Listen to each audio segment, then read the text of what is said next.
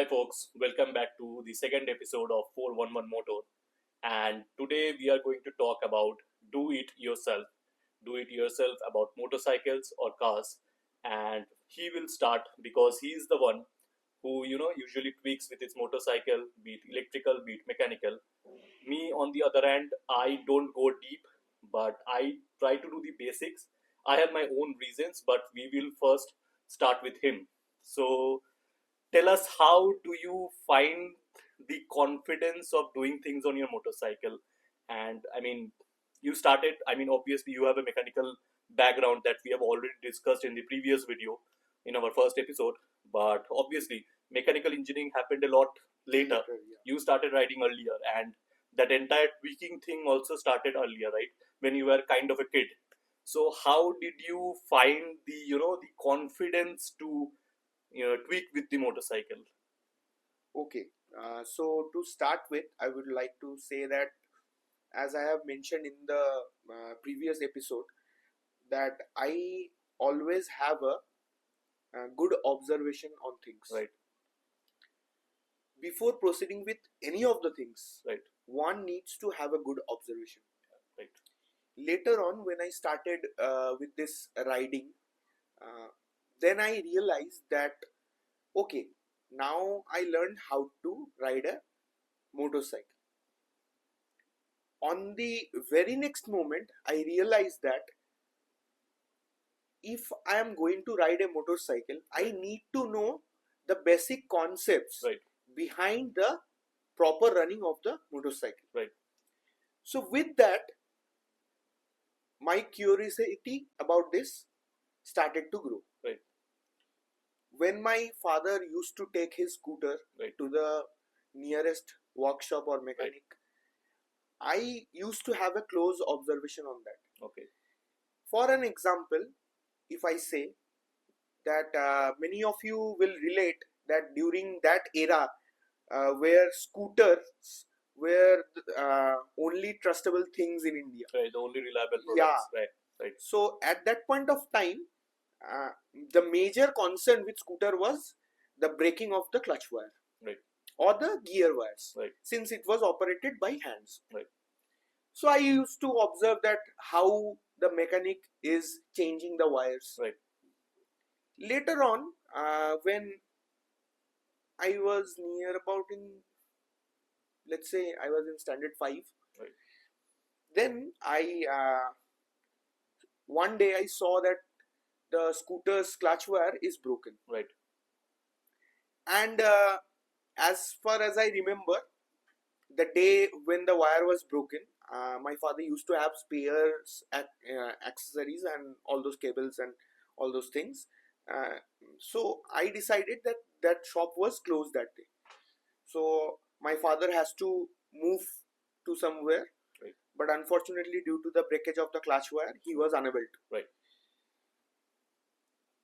I know that he will also be able to change that wire. Right. But he don't have that courage to change that wire. Right. Right.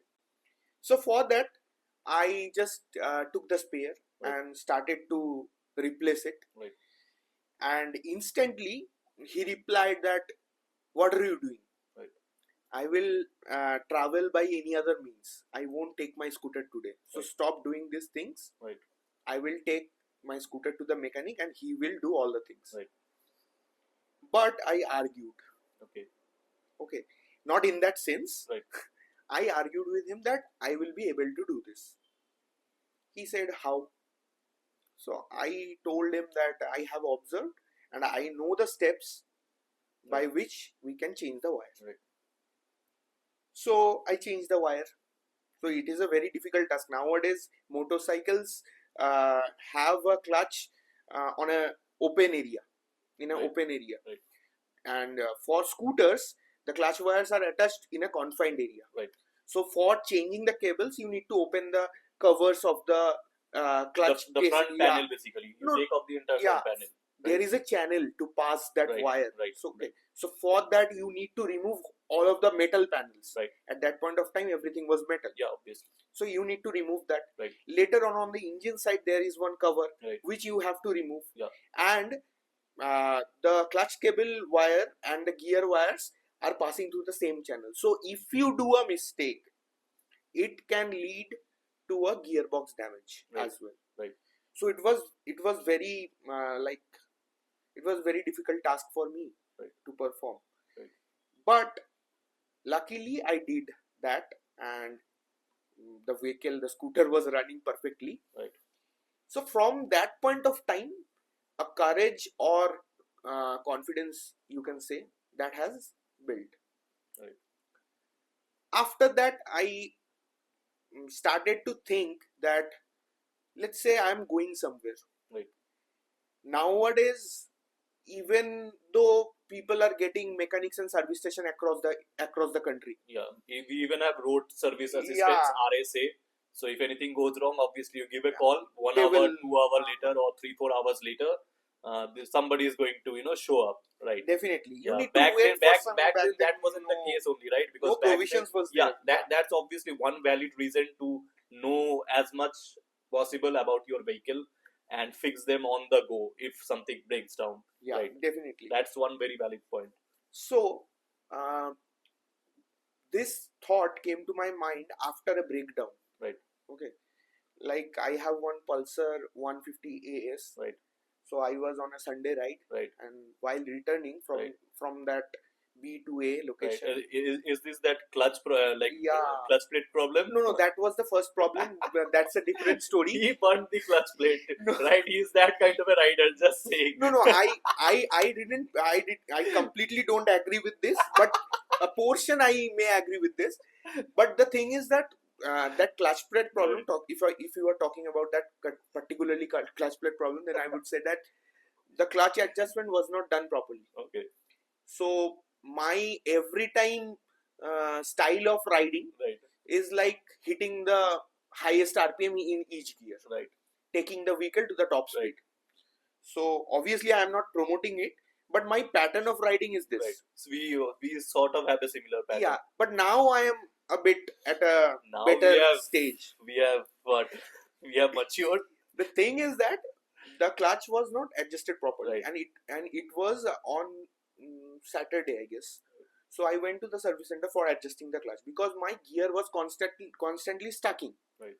So what they did is they have asked me to go to the service center on the next Monday. Okay. So in between Sunday was there. Right. So there was no plans to execute on Sunday. Right. But suddenly I make a plan that I will go for a ride for about 120 kilometers. Right.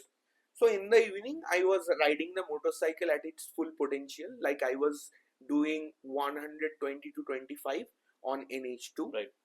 Suddenly what I observed is I was passing by a slow moving truck. What I observed is I have twisted the throttle to the fullest, and I don't have that tendency to hold the clutch every and now and then. Right. Okay, I always try to release the clutch as soon as I shift the gears. Right.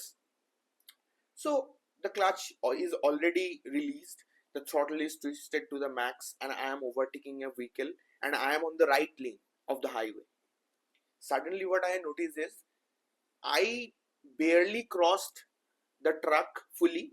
I was in between. Then suddenly the RPM is at that fixed position. Right. But my speed is decreasing by 1-2 kilometers per hour. So I was very confused because at that point of time also I don't have that knowledge. Yeah, the throttle anyway lost its power. There was no power. The throttle is there, the RPM is there, Right. the clutch is released, but the speed is decreasing. Right. So it was really a terrifying thing for me. Right. Because though I know how to change the things or I have an idea what to do to repair the things, but at that point of time I don't have any clear idea what's the thing behind the failure. Right. So I observed this.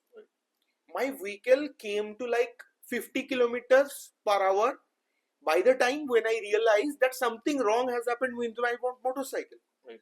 So sometimes we often see while we ride on the highways that due to wind blasts our speed decreases. Right. It is a possible chance. But when the speed is dropping drastically, then you will realize that something is wrong. Yeah, and by the time I didn't even cross that truck. He was doing, and he was maintaining a better speed than me. Then what I did is I started to use my legs so that the speed remains at that point of time at constant. Because if the speed is reduced, you need to put more pressure on your feet to maintain that speed, Right. or to take a left side, Right. so that you can at least stand. Right. In between of the road you cannot stand, Right. because other vehicles are also passing at a higher speeds. So at that point of time I just used my legs to switch the lanes. Right. I let the truck to go away from me, and constantly I was following my left mirror because I was on the right. Right. And I used my legs to like crawl. You came to a halt. So Yeah. is this? I mean, did this one you fixed on the highway, or you got back somehow and then later? No, this is the first incident. Right. Which I'm So talking about. so this is not the one you fixed, but there's another incident where you fixed something, right? Yeah, that also not the thing. What I was talking about is these are the incidents, Right. that came up one by one. Yeah. After 2 to 3 incidents, Right. I started to develop that thing, because by that time I realized that I need to learn something, so that if something goes wrong in between the highway, and if there is no one to save you, Right. you can at least do something with the things that you are carrying, Right. so that you can reach to a place where you can find a mechanic and let them to do the fixing. Right. Right. So this is the thing. Later on, once again the same bike, the gear got stuck and the gearbox got damaged. Right. I was using Motul 300V at that point of time, but in spite of that very top class performing engine oil, my gearbox got damaged. Right. Obviously I am not blaming anyone or doing something. It was just because it may be just because of my riding style. Right. Or it may be a problem of the service center. Right. That I don't want to we talk. won't go into all that. Yeah. We won't go into. So the thing is that, like this, I learned. Right. So during my first trip, I had this close encounter to work on my motorcycle. Right. So I will talk on this very briefly. Right. So that the audience can get a clear idea. Yeah, and we anyway don't have much time. Yeah. We have to wrap this. So soon. we have to go fast. Yeah. So the thing is that I was going to Gurudangmal Lake. Right. It is basically located in North Sikkim. Yeah. So while going, I was at that point of time I was using Bajaj Pulsar 135. Right. So it's a very popular Gen Z bike Yeah. at that point of time. Yeah. So my father bought that bike in 2010. Right. And I am talking about this incident occurred in 2019. Right. So 9 years old bike. Right. The bike was already being OEM restored by me itself. So I was going. It was around like 2 a.m. in the midnight. Right. And I fell into a pothole. Okay. And suddenly I realized that everything stopped working. Okay. The bike's engine is doing well. The auxiliary lamps are doing well. Yeah, the electric is fired. Yeah. Apart from that, everything is fired. Right. So I could barely imagine what wrong has happened to me. Right. There is a proverb that goes in every community that if you are a doctor and you do a surgery, it may be possible that you are a very experienced doctor, you are a very experienced surgeon, but when you do an operation on of your family member, your hand will definitely shake. Right. Same thing goes with me too. Right. Though I know how to fix things like this, it is basically it's a very easy task for me. Right. But at that point of time, I started to think that what wrong has happened. I tried to reach out every mechanic on the road. Right. Like in place of me, if everyone else was there, he could have done that. Right. And in 2 a.m., it is very rare that the other person will receive your call. Right. So first of all, I tried to reach out to every mechanic possible. I didn't get any answer. Then with a cup of tea in my hand, I started to think what wrong could happen. Right. Then I thought about the blown fuse. Right. So the main fuse of that bike was placed under the rear seat. Right. It's a split seat Yeah. model, and the auxiliary fuse is placed just beside the battery, Right. which is on the left side panel, Right. inside the. Right. So I take off all my luggages and put them on the ground, and then I opened the seat. Right. And I was very happy to know that the fuse has blown. Okay. Because my identification was correct. Okay.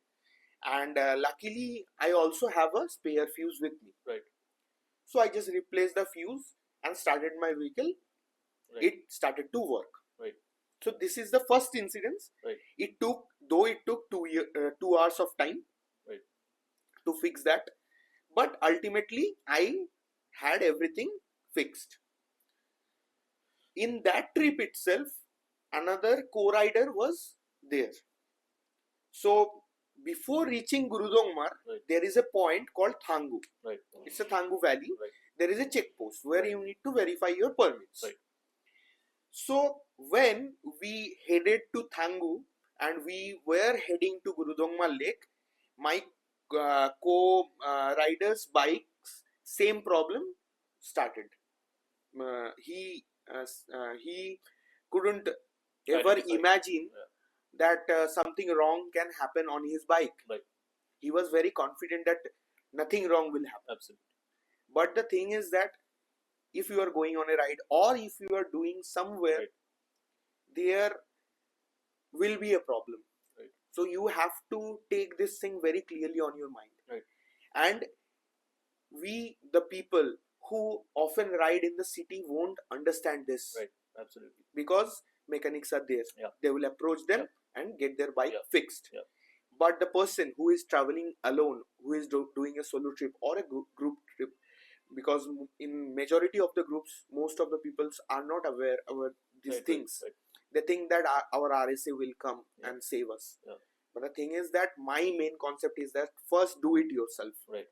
If that problem still persists, right, then call for RSA. So the thing is, I want to understand because let's say there was a time when you were a student or you were a kid and you didn't have the money to, if in the event something goes wrong when you are doing it yourself and something goes wrong, and then you obviously didn't have your own source of income, so you had your parents' support to who ensured that okay, if something goes wrong, then we will support you and you can take it to a mechanic and fix it. Because the entire idea of do it yourself is, first, obviously there's a sense of satisfaction that we get by working on our own motorcycle or car, whatever. Definitely. Right?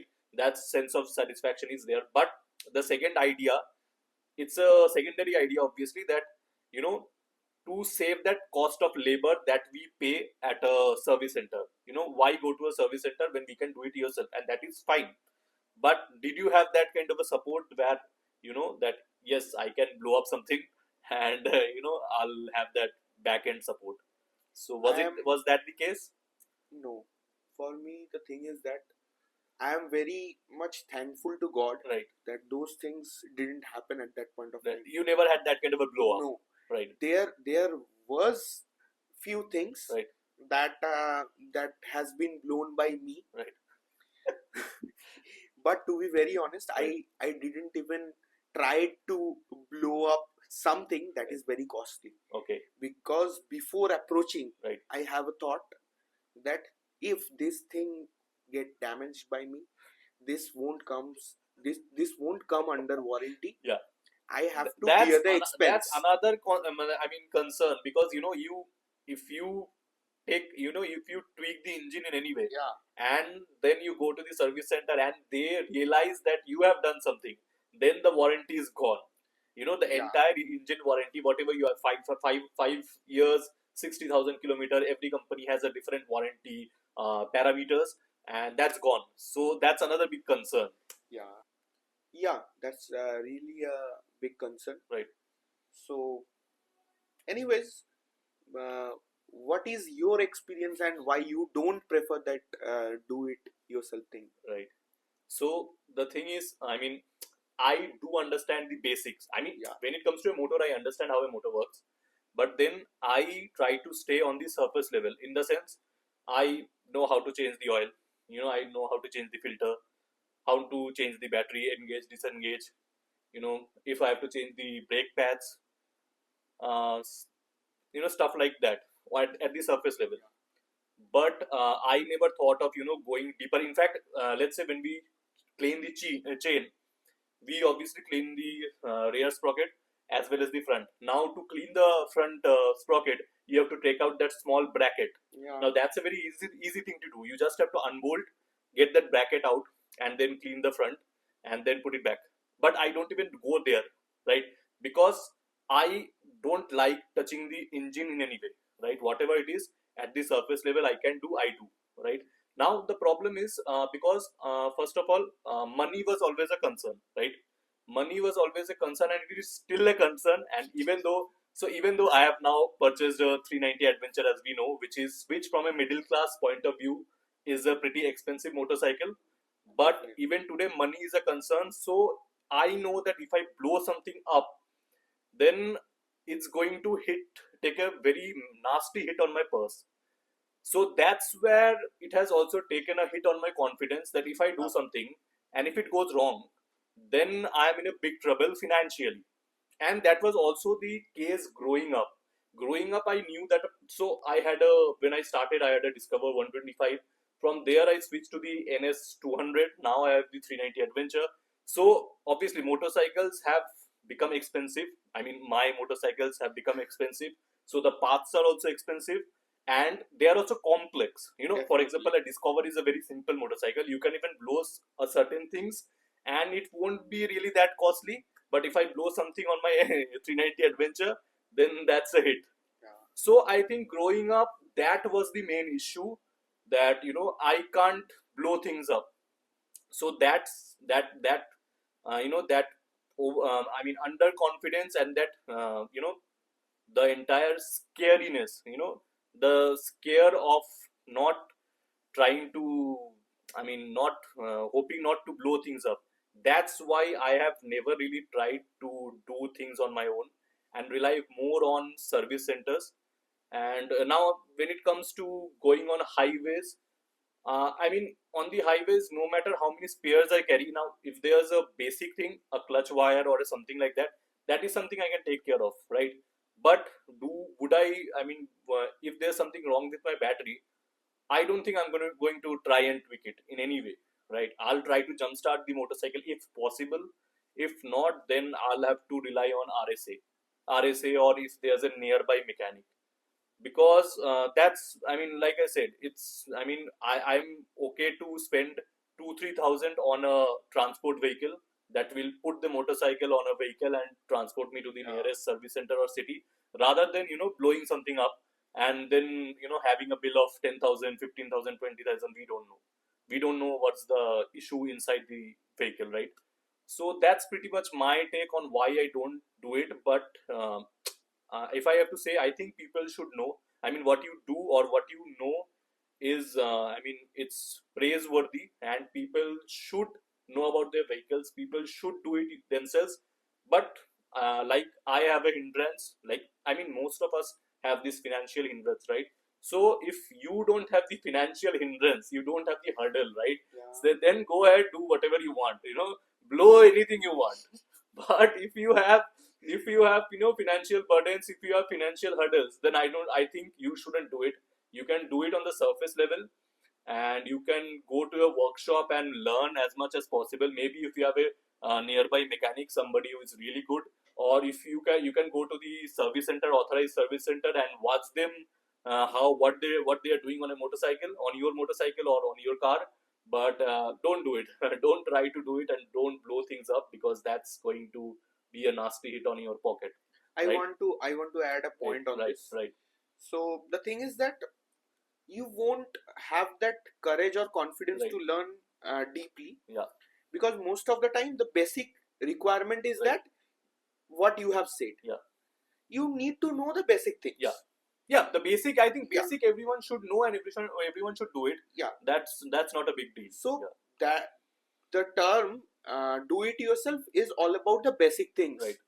But I think that if you learn more deeply Yeah. into that particular thing, then you won't have that hassle to see things in such a way that I have blown these things, I might blow such things. So in that case, you will be more confident Yeah, on your approach. that is true. I mean, you will be confident, but the point is when you begin, you do mistakes. Yeah, definitely. Everybody is going to do something. But in the beginning, if you did a mistake, you are Yeah. talking about this thing. Yeah. In the beginning, if you do mistake, then Yeah. it is going to be hard on your pocket. Yeah.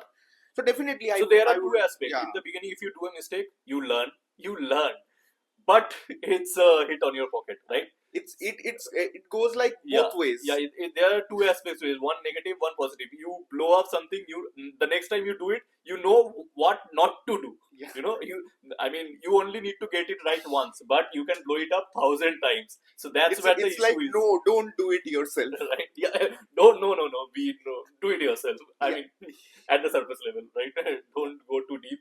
So that's another thing. Another thing that just came to my mind is nowadays it's very hard to do things on our motorcycles because of how, I mean, earlier the bolts were very simple, right? But nowadays Now you it's need a what is yeah, that hexagonal bolt. nut gun, or what is that thing called? No, that's a different thing. But Right. now To take off the engine, you need a nut gun or something like that, right? that's the thing. Right. To take our task at a very easy level, because using that we can easily Right. loosen up and tighten Because up the bolts. they have those mechanical guns which they Yeah. use, and it's within a And second now the engine is the proper off. Yeah, Right. I completely understand that, but the Right. proper thing is that if somebody is following these things up, Right. then he should also follow few other things. Right. But nowadays we very often see with the bikes brand in the service. Right. So there is a provision to use the torque range wherever applicable. Absolutely. But people don't use that. No, people are just tight. So Let's just tighten it up. Yeah, if we go by the manuals, Yeah. we will see a pretty hefty amount of things that Right. needs to be done or taken care of Right. while servicing a bike. Right. But people barely do that. Right. So people in the very basic workshop, people don't even rely on those guns because Yeah. they are pretty much costly. Yeah. And for that you need to have a air tank, Right. which is a add-on. Right. So they use a normal spanner things. So they don't create much difference. Right.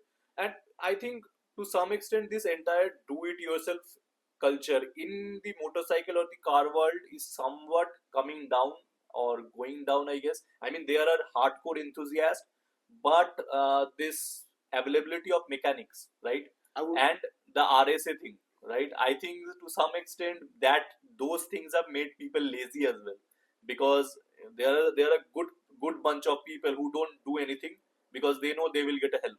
And because earlier back in the day, I mean, if we go back, even 2015 or 2010 or before that, 2005, 2000, 1995 and so on, back then people actually needed to know, because if there were no mechanics or service centers or RSA. But nowadays I think people know that, okay, we don't need to know because we will get a help somewhere, so it's fine. So I think that culture is somewhat going down. I have first of all, sorry to interrupt in between. Yeah. I tried to add a light of hope on this. Yeah. The thing is that, during that era of 2010 to 2015 or 16, I would say, at that point of time, the electronic parts were very limited. Right. That's a very valid point. Nowadays it's so much electrical and very complex. Yeah, very complex. So if you are going to change a fuse, right, for that you need to either disconnect a terminal of the battery, or you need to remove other fuses first, then you have to change that fuse. Right. If you are changing without knowing anything, right, then you could end up in a very difficult situation. Right. And if you take the vehicle later on to the service center, they will directly reject your proposal of servicing or taking the warranty. Right, obviously. So for that reason, many people do scare a lot. Right. Obviously, I mean, that is one of the reasons why I didn't go for the Adventure 390 top variant. Obviously, money was an issue, right? That is like 4 lakhs and above. But that's another issue. The motorcycle, the 390 Adventure top base, it has got so much electronics, which I think makes the motorcycle really complex. The base variant that I have, it really has nothing. It has just ABS and there's ride by wire, and that's it. There's nothing much. And talking So, about the yeah, roadside mechanic, yeah, they don't even have that ODB. yeah, If I am not wrong, right, sorry, it's OBD. right, OBD. So it's a diagnostic tool. Yeah, they don't have So that. they don't have that because it and OBD itself costs around like 5 to 6 lakhs Right. for a good motorcycle. Right. So during that time, around 2015 or 2016, right, very less amount of electronics was there. Right. Now ABS is mandatory. Right. Mandatory. For that, you need to have a separate sensor. Right. For fuel, that point of time, most of the vehicles used to have a carburetor. Right. Now they have introduced either e-carburetor for the lower end variants, and for the higher end variants, there is a fuel injector. Right. So there is a sensor. There's another sensor. For measuring the wheel air pressure, there is a TPMS. Right. Everything. I mean, look at the Apache 310, right? It's such an overkill motorcycle. I mean, it doesn't look like a motorcycle anymore. Yeah, you have this, you have that, you have heating seats. They are more robotics nowadays. I mean, it's so much. So much technicalities. Not mechanically, but electronically, it's a mess. I would say it's not very easy. It's very complex. Very tedious task to perform. So I guess we can wrap up this session. So yeah, the bottom line is do it yourself, but on the surface level. And I mean, if we have the money, then do whatever you want, blow things up, or confidence. Yeah, or the confidence, blow things up. But that's pretty much for this episode, and I hope you like our conversation. In case you have reached till this point, if you have stayed with us, and I mean, do like, do share, do subscribe, because we are working really hard to give you stories, to give you, to talk about the entire motorcycling ecosystem, car ecosystem, not about motorcycle in terms of technicality. Definitely. Or in terms of reviews. We are not here to do reviews, as we have mentioned in our first episode as well. And yes, like, share, subscribe, help us grow, stay with us in this journey.